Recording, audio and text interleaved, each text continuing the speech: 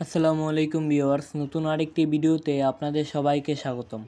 আমাদের আজকের ভিডিওটি হলো কবুতরের খোপ আপনারা কতদিন পর পর পরিষ্কার করবেন সেই সম্পর্কে আজকে আমাদের এই ভিডিওটি। ভিডিও শুরু করার আগে আপনাদের কাছে ছোট্ট একটা রিকোয়েস্ট থাকবে, যারা চ্যানেলে নতুন আছেন চ্যানেলটাকে সাবস্ক্রাইব করে দিয়ে আমাদের পাশেই থাকবেন, যাতে আমরা যখন পরবর্তী ভিডিওগুলো ছাড়বো সবার আগে যাতে আপনাদের কাছে পৌঁছে যায়। এবং যারা চ্যানেলটাকে অলরেডি সাবস্ক্রাইব করে দিয়েছেন তাদেরকে অনেক অনেক ধন্যবাদ। কতদিন পর পর আপনারা কবুতরের খোপ পরিষ্কার করবেন? কবুতরের খোপ যখন নতুন কিনে আনা হয় বা কবুতরের খোপ আপনি বানালেন, তখন আপনি ওই খোপে কবুতর পোষ মানালেন, তখন কবুতরের জোড়াটা খোপের ভিতরে ডিম দেবে, তখন খোপে তারা ডিমের মধ্যে তা দেওয়া শুরু করবে এবং তারা মলমূত্র ত্যাগ করবে খোপের ভিতরেই। তারপর যখন 18 দিন পর কবুতরের বাচ্চা ফুটবে, কবুতর তার বাচ্চাকে খাবার খাওয়াবে, খাবার খাওয়ায় কবুতর তার বাচ্চাকে বড় করবে, বাচ্চাকে খাবার খাওয়াবে প্রায় 1 মাস পর্যন্ত। এই সময়টুকু বাদে আপনাকে কবুতরের খোপ পরিষ্কার করতে হবে।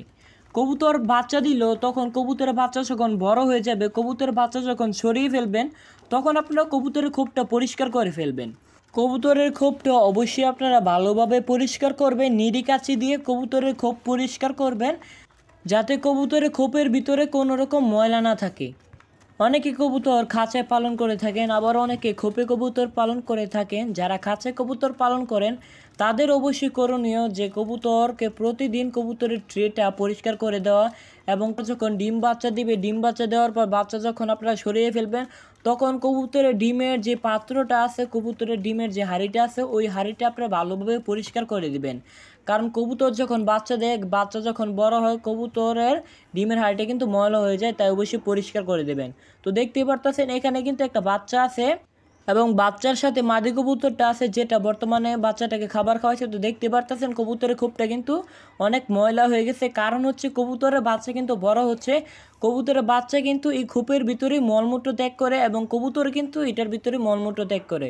তো এইখানে কিন্তু কবুতর বাচ্চা দিয়েছে, একটা বাচ্চা আছে ছোট, বয়স প্রায় 4-5 দিন হয়েছে বাচ্চাটার বয়স। তো এই খোপে কিন্তু আপনারা দেখতে পারতেছেন ময়লা হয়ে গেছে, কারণ হচ্ছে কবুতর যখন ডিম দিচ্ছে, কবুতর 18 দিন পর্যন্ত কিন্তু এই খোপের ভিতরে মলমূত্র ত্যাগ করছে। তো এই ঘরের কিন্তু আপনার বাচ্চা ছিল, 2টা বাচ্চা ছিল। তো বাচ্চাগুলো বড় হয়ে যাওয়ার পর আমরা বাচ্চাগুলো সরিয়ে ফেলছি এবং এই খোপটা কিন্তু পরিষ্কার করতে হবে। দেখতেই পারতেছেন আপনারা খোপগুলা কিন্তু অনেক ময়লা হয়ে গেছে। যেই খোপে বাচ্চা ছিল এই খোপটা কিন্তু আপনার পরিষ্কারই আছে, কারণ কয়েকদিন আগে এই খোপটা পরিষ্কার করা হয়েছে। যেহেতু তারা এখনও ডিম পারে নাই, সেহেতু তাই তারা মলমূত্র এখানে কিন্তু ত্যাগ করতেছে। যখন তারা আবার বাচ্চা দিবে, বাচ্চা আমি যখন সরিয়ে ফেলবো, তখন আবার কবুতরের খোপ পরিষ্কার করব। কবুতরের খোপ যদি পরিষ্কার না করা হয় তাহলে কিন্তু কবুতরের অনেক রোগ হতে পারে। রোগগুলোর মধ্যে আপনার কবুতরের রানীক্ষেত রোগ হতে পারে। তো যেই খোপে আপনারা দেখতে পাচ্ছেন যে যেই খোপে কবুতরের বাচ্চা আছে, ওই খোপগুলা কিন্তু অনেক ময়লা, তাই ওই খোপগুলা কিন্তু অবশ্যই পরিষ্কার করে দিতে হবে। কবুতরের খোপ অনেক দিন যাবৎ পরিষ্কার না করার কারণে কিন্তু ওইখান থেকে পোকামাকড় সৃষ্টি হয়, যার ফলে কিন্তু কবুতরের শরীরে যায় এবং কবুতরের কিন্তু অনেক ক্ষতি হয়।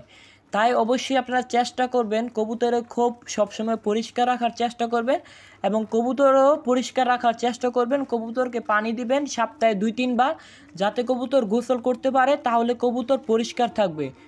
অবশ্যই আপনারা প্রতি মাসে কবুতরের খোপ পরিষ্কার করার চেষ্টা করবেন। তবে কবুতরের বাচ্চা বা কবুতরের ডিম থাকাকালীন কিন্তু কবুতরের খোপ পরিষ্কার করা যাবে না। যারা ভিডিওতে এখনও লাইক দেন না, অবশ্যই ভিডিওটিতে একটি লাইক দেবেন এবং কমেন্টের মাধ্যমে আপনাদের মতামত জানাবেন। আপনাদের কমেন্ট অনুযায়ী আমাদের ভিডিও নিয়ে আসা হয়। আপনি কবুতর পালন করে কি কি সমস্যায় ভুগছেন সেটা অবশ্যই কমেন্টের মাধ্যমে জানাবেন।